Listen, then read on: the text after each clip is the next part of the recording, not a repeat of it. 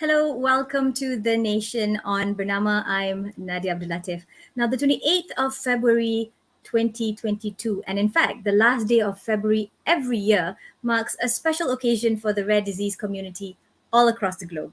Now, it marks World Rare Disease Day.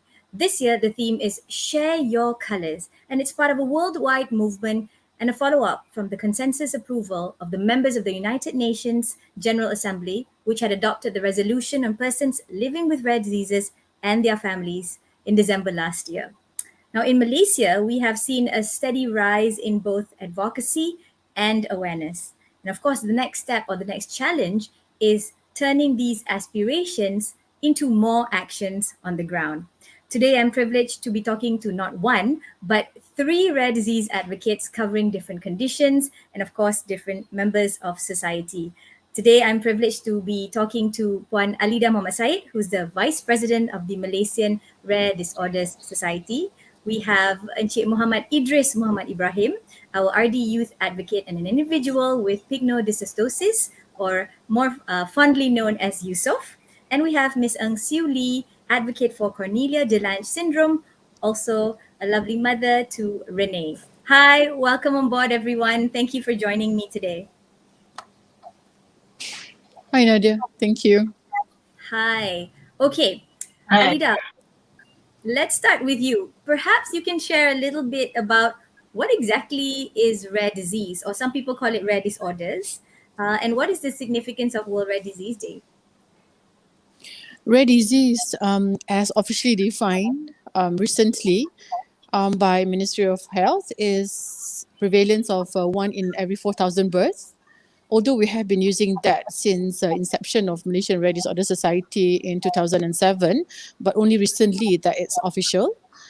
And why is it important to have celebration of this World Rare Disease Day is because it marks a solidarity, of everyone in the community and its stakeholders to, so that it's well celebrated and the diversity in the community is understood. So, would it be right to say that different countries have different definitions on what would be a rare disorder? Yeah, but our understanding is, yes, that's right. Around the globe, we have different definitions. Like, for example, I think 1 in 2,000 in some countries, 1 in 200,000. Essentially, what it means is like segelintir, like only a fraction of society is impacted with this rare disease. As you know, that, when asked, the public would say, is it Down syndrome? Is it autistic? Which is more well known, and the public is much more aware of these diseases. But rare disease is, on the other hand, as described, as defined as that, like a 1 in every 4,000 births. Right. And to name a few, like we have SIEW here with Cornelia de Lange syndrome, and also Idris, who will be talking about his condition, is one example out of the 6,000 to 7,000 different types around the globe. Right. Thanks for that. So I think we just blasted a number there. It says 300 million people worldwide living with rare disease. That means actually there's a lot of people living with rare disease, even if we're saying that it's rare. There's actually quite a lot of people across the globe that have some kind of rare condition.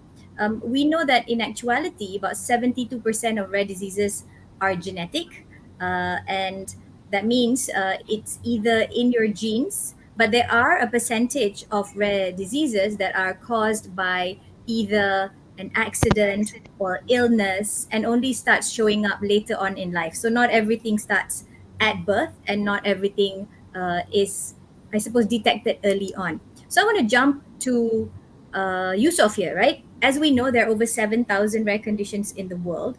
So it's important to not just lump everybody and all diseases as just one thing. I think in Malaysia, we often think that if we're talking about rare disease, it's one disease. It's actually many different conditions.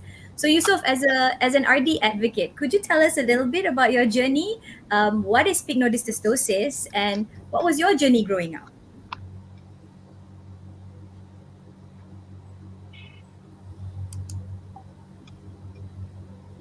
Can you hear us?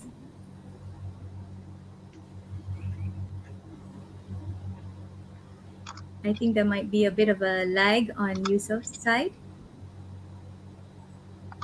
All right, no problems. And maybe we can go back to Yusuf in a bit. So maybe I'll jump to Suli. Suli, you know, being a Cornelia Delange advocate and a strong mother to Renee, could you share with us perhaps your experience in nurturing and caring for a child with rare disease in Malaysia?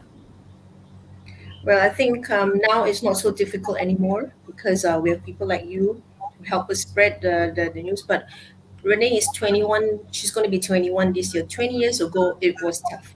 It was very tough because we had almost zero support. Um, right now, I would say most important is you need to know what to do with the child.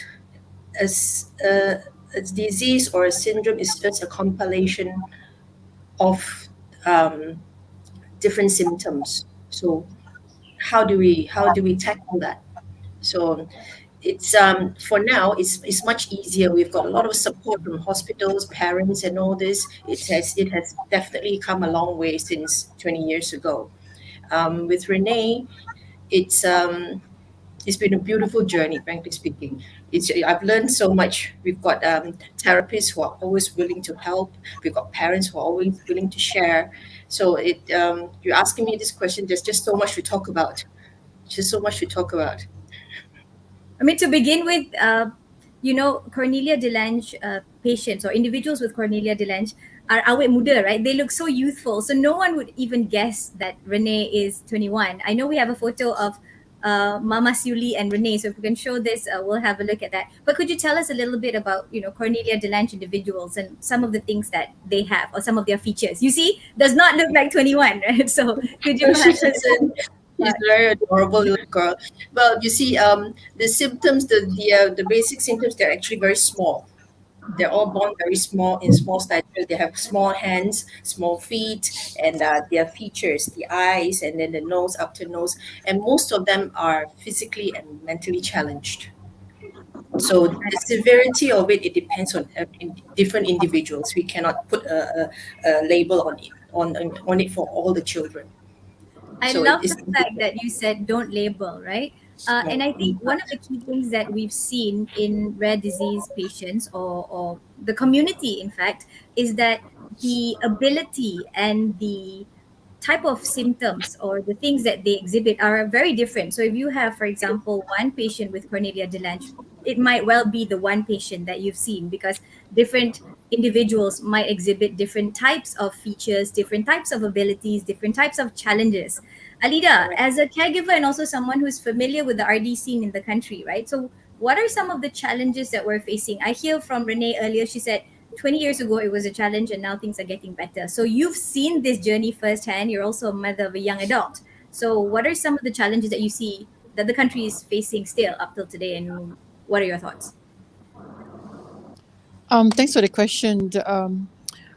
As much as I agree with Shuli, the fact that the journey is easier now because of the increased public awareness. Nevertheless, there's still so much to be done because even Amir has my son is 22 and he has achondroplasia, which is a common type of dwarfism, and even till today, when we go out to the public, we still get stares.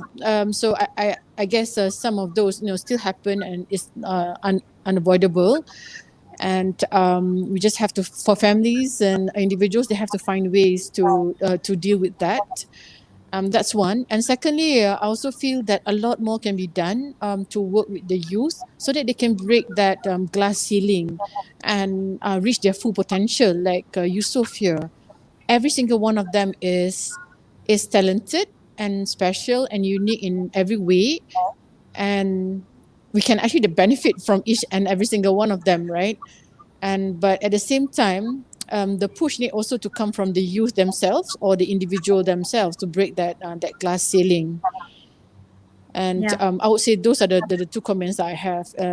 One is from the society to increase its awareness, and the other part is actually from the community themselves to do a lot more so that they can move forward better, like in some other countries. Yeah. I agree with that. Suli, do you have anything to add? Perhaps maybe in terms of the parent support angle of things? I agree with what Alida just said. I think a lot comes from us. How we people will stare. You know what Renee does is when she sees someone staring at her, and she waves, and that little gesture, right, just breaks that whole ice of Yeah, that strain between the person and her. So and that person smiles, and then if they want to know more, you just share with them what is all about, why she's different and all this, and it makes it so much easier, makes the journey for her so much easier. It makes everyone just smile. That's definitely. amazing. That's one thing amazing about her. I think CDLS patients have got this kind of demeanor or this personality that pretty much light up the room, right? I mean, their smile is infectious, and I think that's the beauty of a lot of the friends that we meet in the RD community. Yusuf, great to have you back on board. So we wanted to ask you as well your thoughts. We were talking about, how far has Malaysia traveled in terms of advocacy or at least improvement. But let's talk about stigma. And I wanted to ask you this, right? During the pandemic, there was a lot of hate speech, right, that was going on about RD. And I want to tackle this head on, right? We've heard people ranting online about RD is actually because of vaccine. And then some people saying that, you've been locked out in the MCO for so long. So now you've got strange diseases that are happening. There's a lot of facts or people claiming things to be facts but are completely erroneous and dangerous because they are spreading hatred. They are spreading words like RD actually is contagious, rare disorders are difficult people to have in society, etc., etc. Right? Could you share your thoughts? Right, you are an advocate for positivity, and just a few days back you were talking to us about your motto in life, right? So could you share a little bit about how you tackle people who maybe look at you funny or discount you or assume that you cannot do certain things? How do you tackle these individuals? Mm. Hi, Kak Nadia. The way how I'm taking it, I take it is simple. I didn't take into deep and keep smiling in any situation and always think positive because there is a way people will accept you. Doesn't mean it's because of your look or because of your weakness and so on. People will see little bit in your strength. So you keep motivate yourself. You need to have your own motivate. The second part about yourself. Then the most important role is parents. Parents always need to give a support in terms of love, courage, and other support that need by us. So we can move far away. So we can achieve our goal or whatever we need in future. Thank you, Yusuf. I'm just going to go back to the question that we asked you earlier, but we didn't get to ask you. You had unfortunately dropped off. Both you and your sister have the same condition. So could you tell us a little bit about pycnodysostosис? Pycnodysostosис is a rare disease that I and my sister have been diagnosed since we are small. Uh, the main symptom is our structure, body abnormal structure means abnormal feature. Our face, our skull, our fingers, and also we also facing a shock short tend to be shorter compared to other people, like normal people. We are shorter and our structure, body are different. And our bones are very fragile, so easy to fracture. So we have been fractured for more than, like me, I have been fractured more than 10 times. I didn't keep count on the fracture at being faced. But I take it positive. It takes time to recover. It will take about 3 to 6 months or more. It's the way how the parents and myself motivate each other, believe that I can come back, stand up, back, fight, and Alhamdulillah, I complete my studies and whatever I need or my dream, I can make it through this path. Thank you so much for that, Yusuf. I have to say you're an amazing inspiration for the other youths. Even if you are kind of new to the scene, you're not new to the RD community.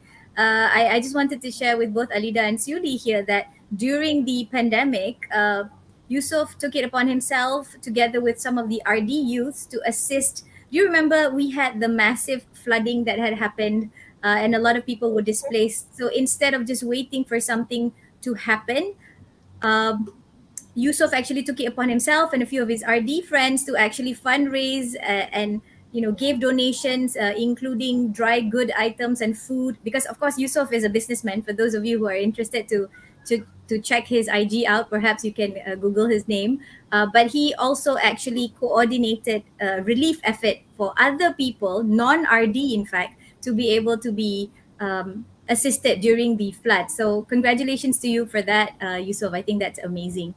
So Amazing. talking about influencing the community, right, ladies and gentlemen, we've often, going through the process of receiving some kind of negative words or stigma is not uncommon for the RD community. But we are seeing that more and more parents, children, youth, in fact, even our stakeholders like the government and the Ministry of Health now taking on to social media to advocate better for the RD community. In fact, one such example would be Miss Wani RD, who is also the patient group lead for a condition called May-Rokitansky-Kushta-Hauser, which is another rare condition which affects the sexual reproductive health of women who have MRKH. So this is a video of her. You may have seen her because she's actually a poet and a performer and a singer, and she is an author. This is an example of what RD communities have actually done to take on online. So ALLIDA, could you share a little bit about what Malaysian Red Disorders is doing about breaking the silos and the views in terms of RD individuals lacking capacity? I know that we've got programs like maybe the youth program or trying to develop micro entrepreneurs. Could you share a little bit about that, please? Yes, since 2017, we had started focusing our effort in developing youth within the community. And since then, we have various platforms that is championed by the youth themselves. Namely, one is the WAULA, RD Malaysia. That's like a platform to create public awareness, and it's led by a youth with ectodermal dysplasia and also OI, tulang rapuh, osteogenesis imperfecta. The other platform is Art by the Rare Team. Is also led by RD youth with ichthyosis and also spinal muscular atrophy. And that is for the art includes makeup artists, visual artists, singing and anything artsy, grouped together, and with that they will have a joint event. Another platform also is Rare Catalog recently. That is a platform where we support micro enterprise among the community, as you mentioned, Nadiah. And that came out 2 years ago during COVID, beginning of COVID, as we realized that many of us in the community goes in and out of depression, and when that happen, their products and services are not marketed, right? So the Rare Auction, the intention is to have group marketing and promotion. So while you go and have your hospital visits and in and out depression, getting treatment, at least the marketing of the products are still ongoing, right? So and the other platform also that came out from this effort is Dawn Management. That's like a differently able talent, which has now metamorphosed to become its own social enterprise and run by the youth themselves, right? Spinal muscular atrophy, Britnett and team. So we're quite happy that as much as there's a lot of hard work and trying to put those together and working with different youth, but it's an uphill task because we have to maintain that sustainability, reliability in trying to come up with the product and services and then promotion, and plus all the other durables from all these different groups. But slowly, surely we'll get somewhere. And I'm glad that, Nadiah, we started that since 2017, and I'm glad we did that because quite happy to see the outcome of that today. Yeah.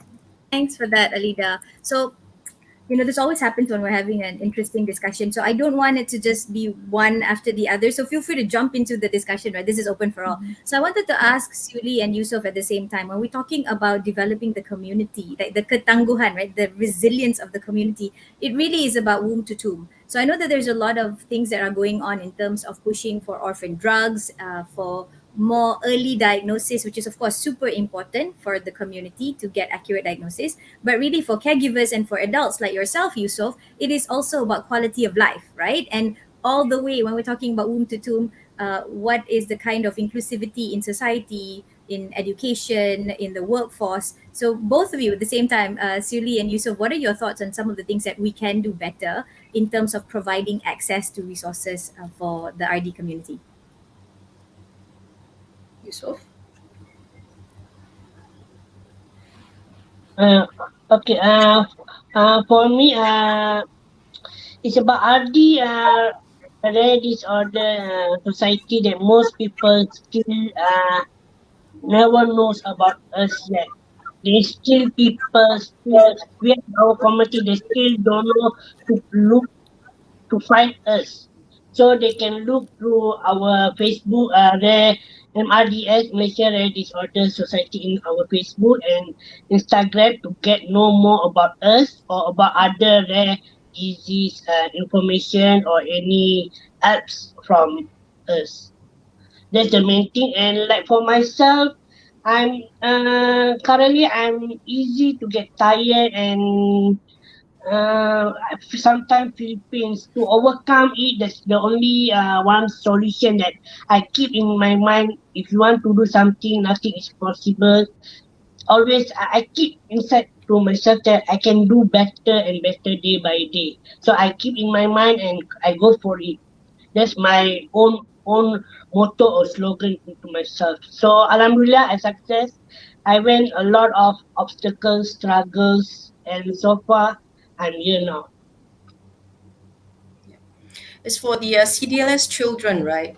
A lot of them have a lot of health issues when they're born. So early diagnosis is definitely very important, and the healthcare is one of the main issues that the parents need to tackle that. The With Renee, she was labeled as failure to thrive when she was born, and many of the CdLS kids are still under that label. So I think when it comes to CdLS, before we can even get to talking about education, healthcare is where we need to emphasize on. So the professionals, the doctors, and all those who can help diagnose them earlier, this would be I think it would be great because then that will lead them to where they need to go to which department and which gastro. Most of them have a GERD, heart, and asthma. It just the list just doesn't end. So healthcare, I would say, would be the main emphasis on what we need to do for these CdLS children.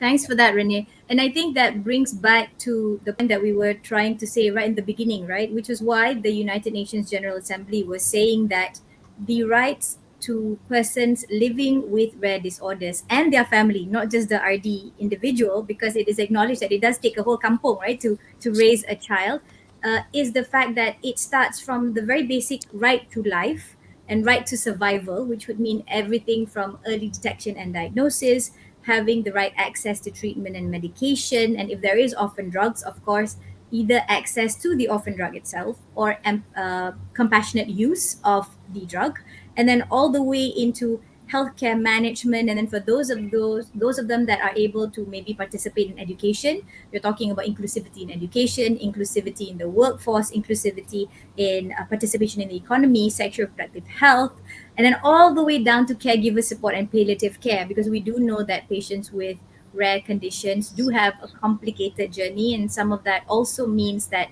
the burden of care for the parents and caregivers do get more over time. So I'd be remiss if I don't flag, ALLIDA, that I believe you and your team are organizing something interesting this weekend. Could you perhaps share a little bit about why this event is happening this weekend? What is it, and what is your aim? Over to you, ALLIDA. Okay, this weekend we're gonna have our first virtual Rare Disease Malaysia Family Gathering and Conference to be held this Saturday and Sunday, 26, 27, and it's held in conjunction with World Rare Disease Day celebration around the globe on the 28th, right? And what's going to happen on these 2 days is on day one, we're going to have like a fun-filled, family-centric activities where the the attendees get to meet the different type of rare disease and also rare disease individuals and families, and also the associated societies that support them, right? In fact, besides the Malaysian Rare Disorder Society, there are also 15 other RD type specific societies that exist in Malaysia. So you get to meet them on that day. And the event is also intended to reach out to stakeholders, including policymakers from Ministry of Health and also KPKWAM, Kementerian Pembangunan Masyarakat Wanita included, and many other, and also to open to the public who are interested to learn more about the RD community and understand why we are different and of different type of 7,000 types, right? So do come in and join us virtually. The program is designed menu style. The attendees get to choose which segment you want to attend, if not the entire day, right? So we also have segments on wellness and workshops to inculcate healthy lifestyles, and also on the first day at night we have open mic and rare catalog auction. And this will be so you get to see the different talent that we have within the community, and also you get to see what are the products that the rare auction is all about, right? Second day is more serious, where we get to meet representative from the ministries as well as RD leaders in the community to talk about issues pertaining to the community lah, right? And also, we also have another session on, we call it Rare Journey of Love, where dad, mom, youth and siblings have different segments.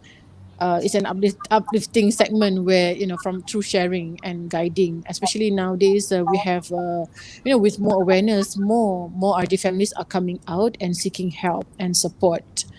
And we don't have to reinvent the wheel. You can actually learn from those who have actually taken the journey, right? Thank you, Adida. And yeah, it's important to know that you're not alone. Yeah, do join us. Wonderful. So, hi, Renee. You've just made me smile. Thank you for waving at me.